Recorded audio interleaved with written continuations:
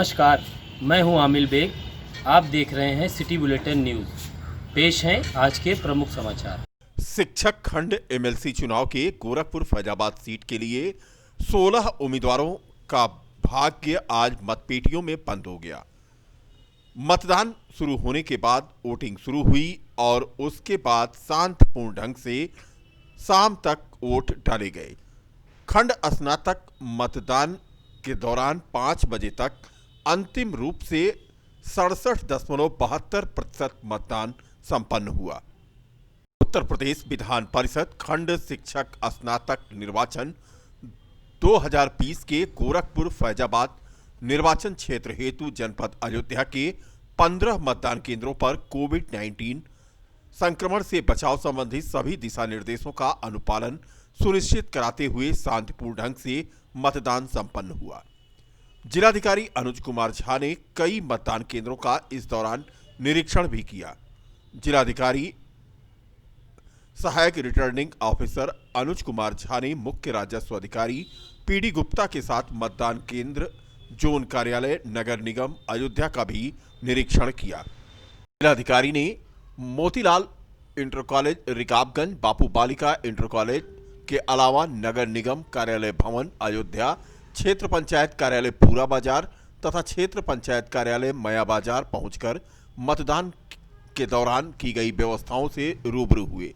इस दौरान सभी मतदान केंद्रों पर शांतिपूर्ण ढंग से मतदान प्रक्रिया संचालित पाई गई। निरीक्षण के दौरान सभी मतदान केंद्रों पर कोविड-19 के प्रसार की रोकथाम और बचाव के लिए कोविड हेल्प डेस्क संचालित पाया गया।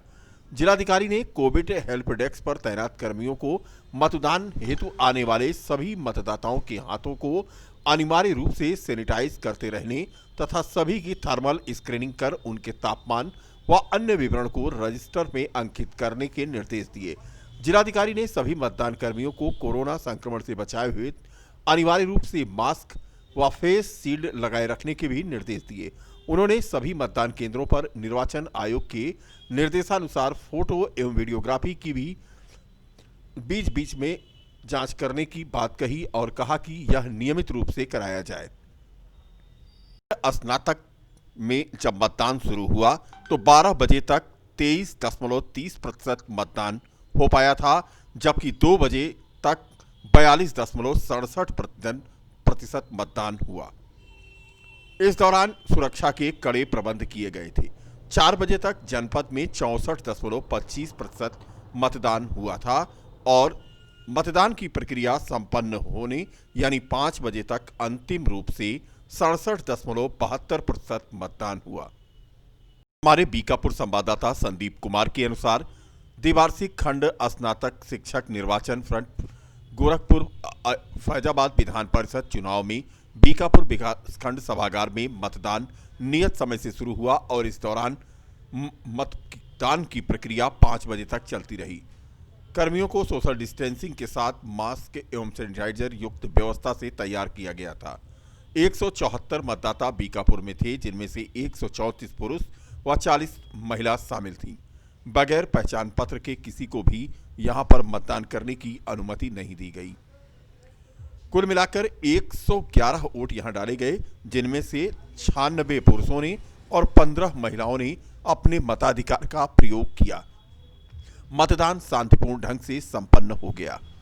ये खंड विकास कार्यालय बीकापुर पर ये शिक्षक का एमएलसी का चुनाव जो हो रहा है, इसमें वोट पड़ रहे हैं और यहाँ पे पूरी सुरक्षा व्यवस्था भी यहाँ इसीलिए लगाई गई है, जिसमें एसएसआई बीकापुर भी मौजूद है और हमारे पास 2 उप निरीक्षक और 10 कांस्टेबल भी हैं जो लगातार यहाँ मौजूद हैं। और कोरोना के देखते हुए सारी हम लोग सोशल डिस्टेंसिंग अप्लाई करते हुए सारे मतदाताओं को लाइन में लगवाकर डलवाया जा रहा है।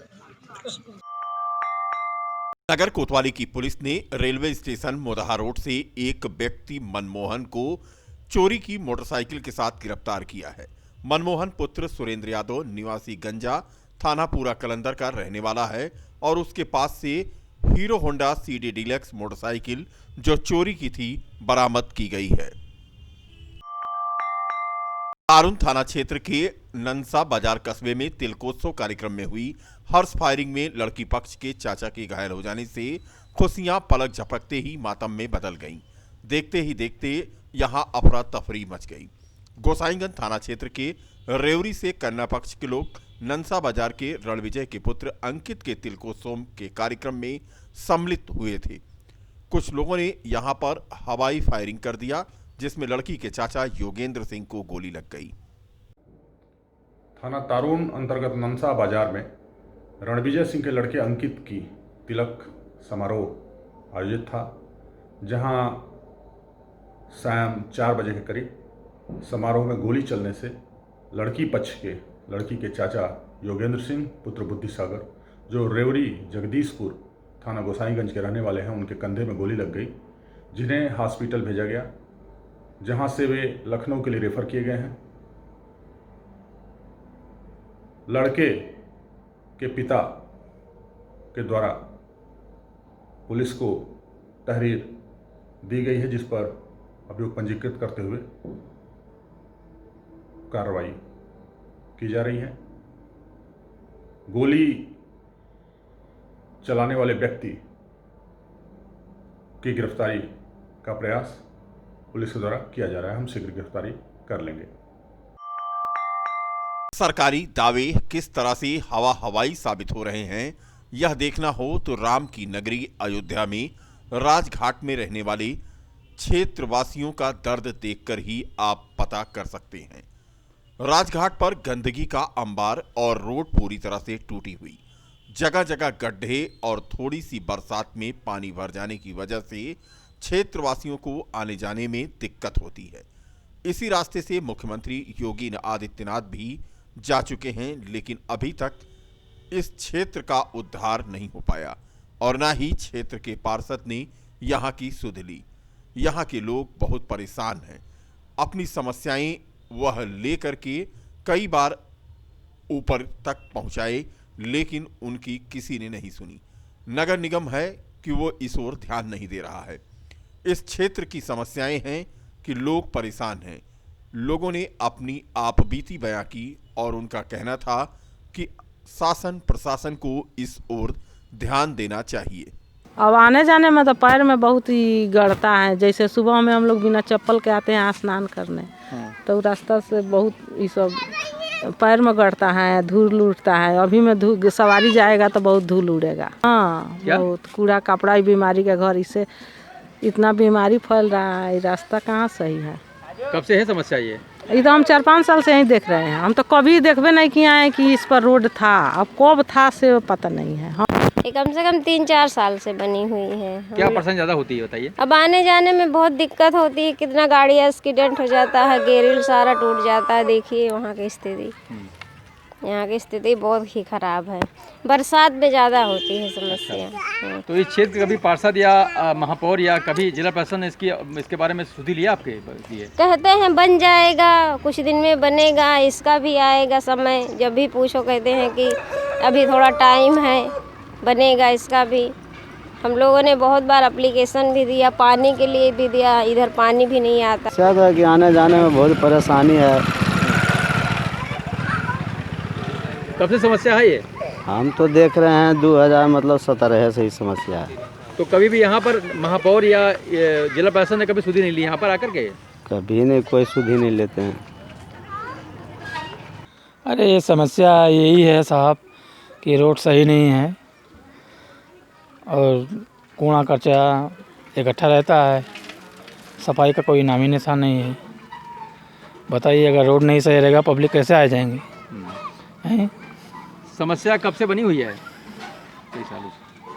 कई सालों से बनी हुई है। इस रास्ते से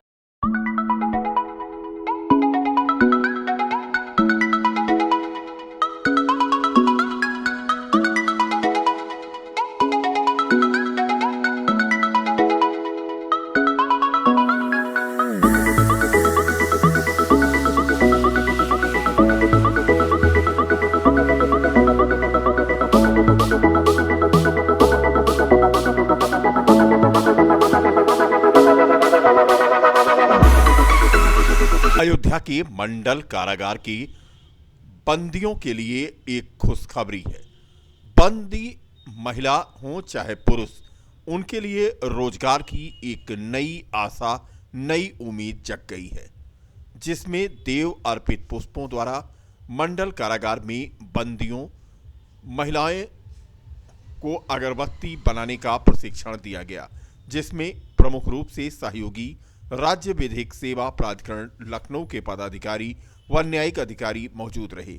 इसके अलावा केंद्रीय औषधि एवं संगत पौधा संस्थान लखनऊ व विधिक सेवा न्याय अयोध्या के तत्वावधान में यह प्रशिक्षण लगाया गया, जिसमें मुख्य अतिथि doctor Shekhar ji Mande, director CSIR Bharat सरकार ने बताया कि मंदिरों में चढ़ाए जाने वाले पुष्प, जिसको लोग भगवान के चढ़ने के बाद नदियों व कुंडों में डाल देते हैं, जिससे प्रदूषण फैलता है, इसी पुष्प को विज्ञान औषधि संग्रहालय में प्रशिक्षण कार्य साबित किया जा रहा है और इससे अगरबत्ती बनाया जा सकेगा, जो हर तरीके से मनुष्य को लाभ पहुंचाएगी।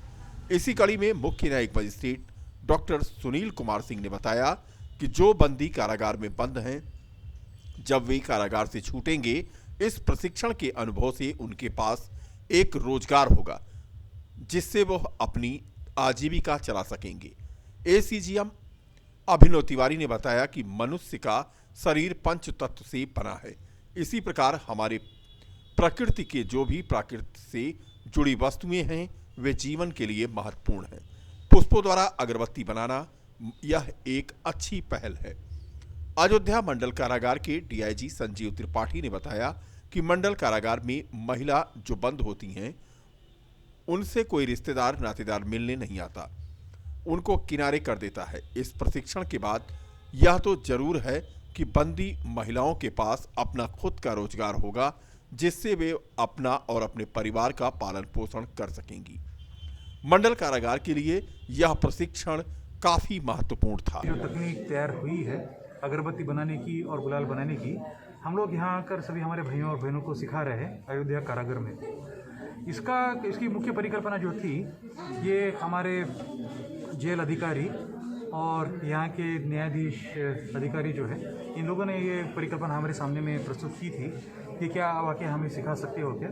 और हम लोगों को बहुत खुशी है कि हमारे प्रयोगशाला में जो कुछ काम हुआ है, उसके माध्यम से हम लोग यहाँ कर आज हमें एक अवसर मिला है। इंडिया की अगरबत्ती है वो पूरे दुनिया में बिकती है, और ख़ास करके ये ब्रांडिंग कि ये फूल जो हैं वो भगवान राम पे चढ़े हुए फूल हैं, ये फूल जो है वो हनुमान जी पे चढ़े हुए फूल हैं, तो इसका महत्व मार्केट में बहुत हो जाएगा।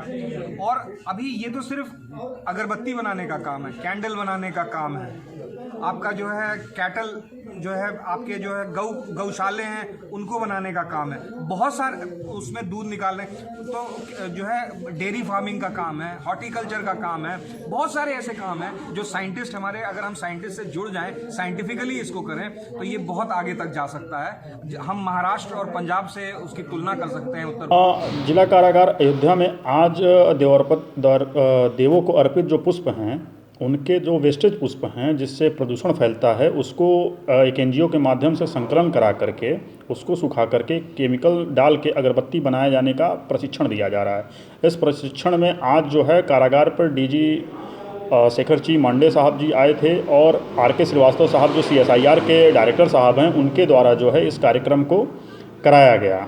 और इससे बंदियों को रोज़गार मिलेगा और साथ ही साथ उनके मानसिक स्थिति को भी वो किया जाएगा, और इनका स्किल डेवलपमेंट करा करके जब ये कारागार से बाहर छूटेंगे तो ये इस प्रोजेक्ट के साथ लग के कार्य कर सकेंगे। शुरुआत कल की है, लेकिन ये कार्यक्रम तो अब अनवरत चलता रहेगा, क्योंकि इसका कार्यक्रम हम लोगों ने शुरू करा दिया है और ये अनवरत अब चलता रहेगा। कारागार में ये एक अच्छा पहल है, ये तो पूरे प्रदेश में लागू होना चाहिए, क्योंकि इससे जो है बंदियों को रोजगार के साथ साथ जो मानसिक उनकी स्थिति है उसमें सकारात्मक सोच आएगी और ईश्वर के नज़दीक पहुंचने का और ईश्वर के लिए कार्य करने का एक अच्छा संदेश दिया जाएगा कारागार की तरफ से। राम जन्मभूमि के लिए आमरण अनशन कर चर्चा में आए तपस्वी छावनी के महंत परमहंस दास ने अपने जन्म दिवस पर राष्ट्रपति को पत्र लिखकर 7 सूत्रीय मांग की है। मांग पूरी न होने की दशा में इच्छा मित्र की अनुमति भी राष्ट्रपति से मांगी है। परमहंस दास ने प्रधानमंत्री, गृह मंत्री और प्रदेश के मुख्यमंत्री और जिलाधिकारी अयोध्या को भी यह पत्र भेजा है। भारत को हिंदू राष्ट्र घोषित करने, बेटियों की शिक्षा मुफ्त करने और गोवंश को राष्ट्रीय धरोहर घोषित करने सहित 7 मांगें महंत परमहंस दास ने उठाई हैं और इन मांगों के पूरा न होने की स्थिति में इच्छा मृत्यु की अनुमति भी मांगी है।